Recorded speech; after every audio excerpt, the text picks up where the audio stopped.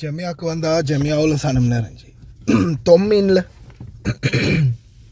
Ration கடையிலையும் சனம் நிறைஞ்சி எல்லா பக்கமும் சனம். அஸ்ஸலாமு அலைக்கும் வரஹ்மத்துல்லாஹி வபரகாத்துஹு. அன்பார்ந்த அனைத்து உறவுகளுக்கும் இனிய இரவு வணக்கம். சில முக்கியமான தகவல்கள், ஒவ்வொரு தகவல்களாக பார்க்கலாம். இதில் பார்த்திங்கன்னா இலங்கை தூதரகம் வெளிநாடு வாழ் தொழிலாளர்கள், குறிப்பாக அரபு நாடு வாழ் தொழிலாளர்களுக்கு மிக முக்கியமான தகவல்கள் விடுத்திருக்கிறாங்க. அதில் இலங்கை தூதரகங்களில் பார்த்திங்கன்னா அரபு நாடுகளில் இருக்கக்கூடிய Kuwait, Bahrain, Qatar, Oman, Saudi, Kuwait, Oman, இந்த அனைத்து தூதரகங்கள்லையுமே இருந்து உங்களுக்கு தகவல் கொடுத்துருக்காங்க. அதே மாதிரி மிக முக்கியமான தகவல், 7 நாட்களுக்கு விமான நிலையம் மூடப்படும், விமான பயணங்கள் அனைத்தும் ரத்து செய்யப்படும் அப்படின்னு தெரிவிச்சிருக்கிறாங்க ஏர்வைஸ். இது சம்பந்தமான தகவலையும் பார்க்கலாம். முதல்ல பார்த்திங்கன்னா தூதரகத்தினுடைய இலங்கை தூதரகத்தினுடைய அறிக்கை ஒன்று இருக்குது. குவைத் இலங்கை தூதரகத்தினுடைய அந்த தகவலை வாசிக்கிறேன்னு பாருங்கள். குவைத்தில் வசிக்கும் அனைத்து இலங்கை பிரஜைகளும் தூதரகம் விடுக்கும் முக்கிய அறிவிப்பு.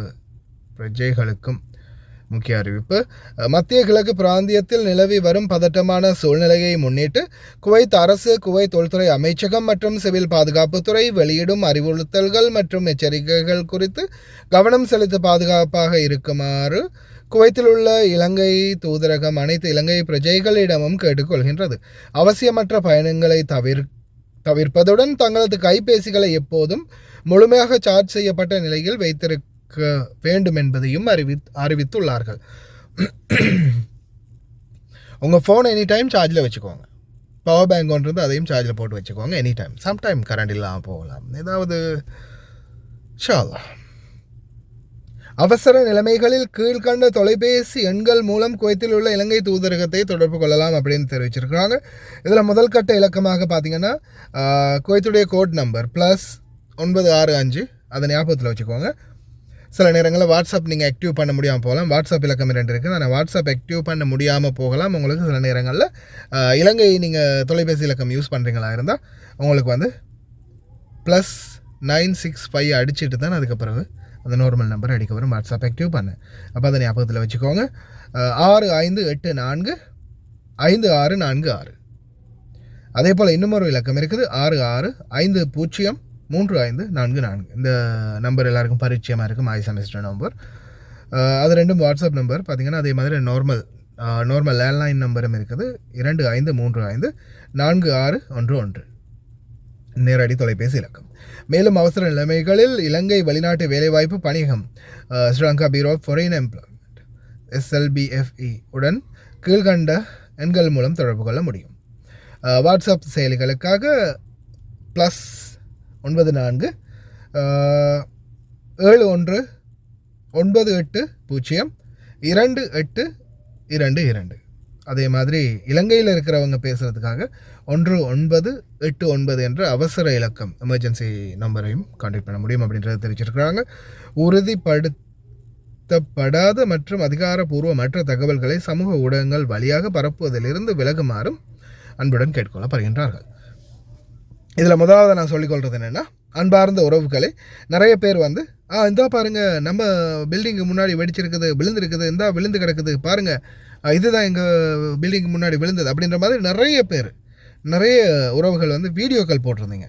தயவு செய்து பக்கத்தில் போகாதீங்க, வீடியோ போடாதீங்க. எக்காரணத்தை கொண்டும் வீடியோ போடாதீங்க.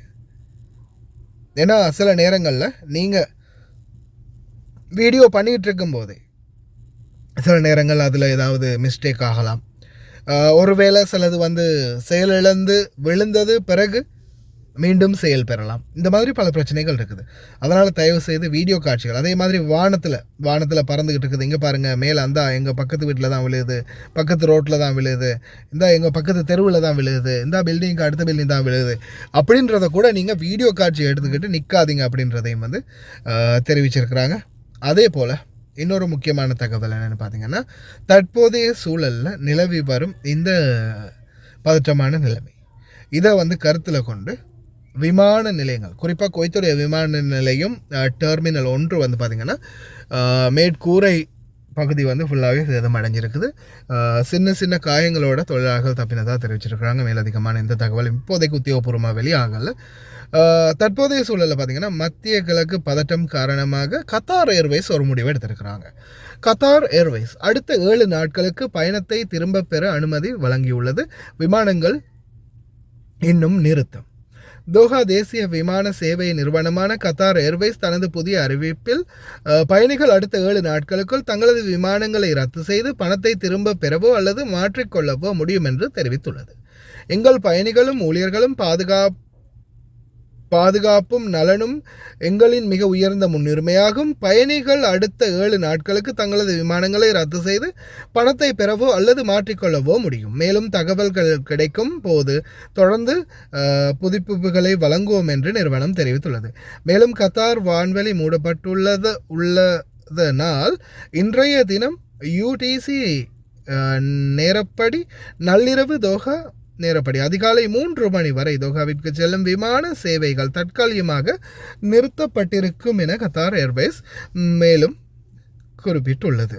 வான்வெளி மீண்டும் திறக்கப்பட்டவுடன் இயல்பான சேவைகளை விரைவில் மீட்டெடுக்க அரசு மற்றும் தொடர்புடைய அதிகாரிகளுடன் நெருக்கமாக இணைந்து செயல்பட்டு வருவதாகவும் விமான நிறுவனம் தெரிவித்துள்ளது. சேவைகள் மீண்டும் தொடங்கியதும் தாமதங்கள் ஏற்படக்கூடும் என்பதனால் பயணிகள் அதிகாரப்பூர்வ இணையதளம் அல்லது கத்தார் ஏர்வேஸ் மொபைல் செயலி மூலம் சமீபத்திய விமான தகவல்களை சரிபார்க்குமாறு அறிவுறுத்தப்பட்டுள்ளது. மேலும் ஹமாத் சர்வதேச விமான நிலையத்தில் பாதிக்கப்பட்ட பயணிகளுக்கு உதவ கூடுதல் தரை பணியாளர்கள் நியமிக்கப்பட்டுள்ளனர் என்பதும் தெரிவித்துள்ளார்கள். இந்த தகவலை வந்து அப்டேட் பண்ணியிருக்கிறாங்க கட்டார் ஏர்வேஸ். அதே போல் பார்த்திங்கன்னா தற்போதைய சூழலில் குவைத்துடைய அதிகாரிகளும் சம்மந்தப்பட்ட விடயங்களை வந்து கையாண்டுக்கிட்டு இருக்கிறாங்க. அதே போல் நீங்கள் இப்போ நான் வந்து பார்த்திங்கன்னா சமூக ஊடகங்கள்லேருந்து எடுத்து போடுறேன். அதே மாதிரி ஒஃபிஷியல் சோர்ஸ் அதுகளையும் வந்து நான் உங்களுக்கு அப்டேட் பண்ணுறேன். அதையும் தாண்டி பார்த்திங்கன்னா இப்போ இந்தா பாருங்கள் விழுந்திருக்குது, இந்தா பாருங்கள் விழுது, இந்தா பாருங்கள் அடி நடக்குது அப்படின்றத வந்து நாம் நேரடி காட்சிகளாக வீடியோ எடுத்து உங்களுடைய சமூக வலைத்தளங்களில் போடாதீங்க. தயவு செய்து ரொம்ப கவனமாக இருங்க இந்த விடயங்கள். ஏன்னா இது ஒரு வேளை மக்களை பதட்ட நிலைமைக்கு உட்படுத்தக்கூடியதாக அல்லது நாட்டினுடைய அமைதியை கெடுக்கக்கூடியதாக இந்த மாதிரியான செயல்திறன்களாக இருக்கும் பட்சத்தில் உங்களுக்கு எதிராக நடவடிக்கை எடுக்கப்படக்கூடிய வாய்ப்பு இருக்குது. அதனால் தயவு செய்து கவனமாக இருங்க. அதே மாதிரி இந்த நான் செய்தி போடுற நானும் வந்து என்னுடைய சேனல் வந்து ரிஜிஸ்ட்ரேட் பண்ணியிருந்தாலும் உத்தியோகபூர்வ செய்திகளை மட்டும்தான் நான் போட முடியும். சில வீடியோ காட்சிகளை நான் ஆட் பண்ணாத காரணம் அதுதான். ஏன்னா சில வீடியோ காட்சிகளை அட்டாச் பண்ணும்போது அது வந்து இந்த நாட்டுடைய பாதுகாப்பு நலனுக்கு எதிராக இருக்கலாம். அப்படி இருக்கும் பட்சத்தில் கைது நடவடிக்கைகள் ஏற்படலாம். இந்த மாதிரி இருக்குது. இன்ஷா அல்லாஹ் விடிய நானும் என்னால் முடிஞ்ச தகவல்களை திரட்டி நானும் உங்களுக்கு அப்டேட் பண்ண பார்க்குறேன். முடிஞ்ச வரைக்கும் கவனமாக இருங்க. அனைவரும் எல்லாம் வல்ல இறைவன் அனைவரையும் பாதுகாக்கணும். அதே போல் இலங்கை மட்டுமல்லாது மற்ற அனைத்து தூதரகங்கள்லையும் இதே ஏற்பாடுகள் தான். இந்தியன் எம்பசி கூட அவங்களுடைய செயல்பாடுகளை சரியான முறையில் முன்னெடுத்து வராங்க. குறிப்பாக இந்திய சகோதரர்கள் நீங்களும் வந்து ரொம்ப கவனமாக இருங்க. அதே மாதிரி இந்திய தூதரகமும் பார்த்திங்கன்னா அனைத்து தகவல்களையும் வந்து உத்தியோகபூர்வமான தகவல்களையும் வந்து வெளியிட்டிருக்கிறாங்க. அதே போல் பார்த்திங்கன்னா அவங்களுடைய வாட்ஸ்அப் ஹெல்ப்லைன் டிஸ்க் நம்பரை கொடுத்துருக்குறாங்க இந்தியர்களுக்கு. 65 குவைத்துடைய கோட் இலக்கத்தை போட்டுக்கோங்க. 65501946 என்ற வாட்ஸ்அப் இலக்கத்தை கொடுத்துருக்காங்க. ஏதாவது ஒரு பிரச்சனைகளோ இல்லை ஏதாவது தேவைப்பாடுகள் இருந்தாலும் உடனடியாக தொடர்பு கொள்ளுமாறும் தெரிவிச்சிருக்கிறாங்க. இன்ஷா அல்லாஹ் யாருக்கும் எந்த ஒரு ஆபத்தும் இல்லாமல் நல்லபடியாக இருக்கணும். இந்த நிலைமை அமைதியற்ற நிலைமை சரியான நிலைமைக்கு வரும் வரைக்கும் கவனமாக இருங்க. எல்லாம் வல்ல இறைவன் கூடிய விரைவில் இந்த பிரச்சனைகளுக்கு ஒரு தீர்வை கொடுக்கட்டும் அப்படின்னு நாமளும் பிரார்த்தனை பண்ணுவோம்.